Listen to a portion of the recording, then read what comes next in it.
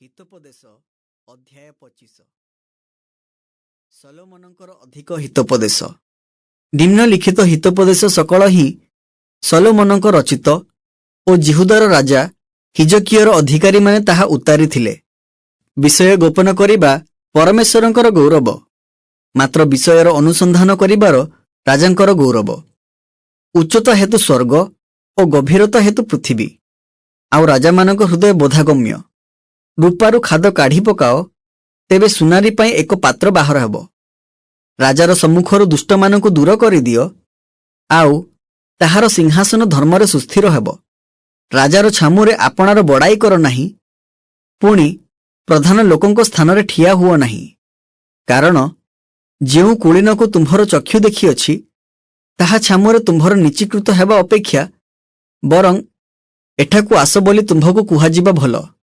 ବିବାଦ କରିବାକୁ ହଠାତ୍ ବାହାରକୁ ଯାଅ ନାହିଁ, ଗଲେ ତହିଁର ଶେଷରେ ତୁମ୍ଭ ପ୍ରତିବାସୀ ତୁମ୍ଭକୁ ଲଜ୍ଜିତ କଲା ଉତ୍ତାରେ ତୁମ୍ଭେ କ'ଣ କରିବ? ଆପଣା ପ୍ରତିବାସୀ ସହିତ ଆପଣା ବିବାଦର ପ୍ରତିବାଦ କର, ପୁଣି ପରର ଗୋପନୀୟ କଥା ପ୍ରକାଶ କର ନାହିଁ। ନୋହିଲେ ଶ୍ରବଣକାରୀ ତୁମ୍ଭକୁ ତିରସ୍କାର କଲେ ତୁମ୍ଭ ଅଖ୍ୟାତି ଘୁଞ୍ଚା ନୋହିବ। ଯଥୋଚିତ ମତେ କଥିତ ବାକ୍ୟ ରୂପା ପାତ୍ରରେ ସୁବର୍ଣ୍ଣ ନାରଙ୍ଗ ତୁଲ୍ୟ। ସୁବର୍ଣ୍ଣ କର୍ଣ୍ଣକୁଣ୍ଡଳ ଓ ଶୁଦ୍ଧ ସୁବର୍ଣ୍ଣର ଅଳଙ୍କାର ଯେପରି, ମନୋଯୋଗକାରୀ କର୍ଣ୍ଣ ପ୍ରତି ଜ୍ଞାନବାନ ଭତ୍ସର୍ଣ୍ଣାକାରୀ ସେପରି। ଫସଲ ସମୟରେ ହିମର ଶୀତଳତା ଯେପରି, ପ୍ରେରକ ଗଣ ପ୍ରତି ବିଶ୍ୱସ୍ତ ଦୂତ ସେପରି। କାରଣ ସେ ଆପଣା କର୍ତ୍ତାମାନଙ୍କ ପ୍ରାଣରେ ଆଶ୍ୱାସ ଦିଏ।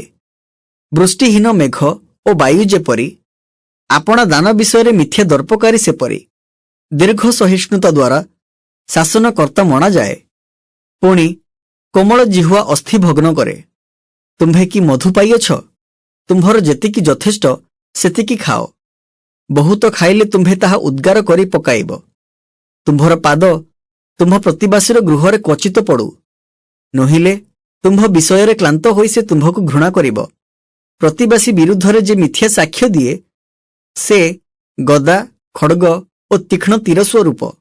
ଦୁର୍ଦ୍ଦଶା ସମୟରେ ବିଶ୍ୱାସଘାତକ ଲୋକଠାରେ ବିଶ୍ୱାସ ଭଗ୍ନଦନ୍ତ ଓ ଖଞ୍ଜଖସା ଚରଣ ତୁଲ୍ୟ। ଶୀତକାଳରେ ବସ୍ତ୍ର କାଢ଼ି ନେବା ଓ ଘା ଉପରେ ଅମ୍ଳରସ ମିଶାଇବା ଲୋକ ଯେପରି, ଦୁଃଖିତ ମନ ନିକଟରେ ଗୀତ ଗାଇବା ଲୋକ ସେପରି।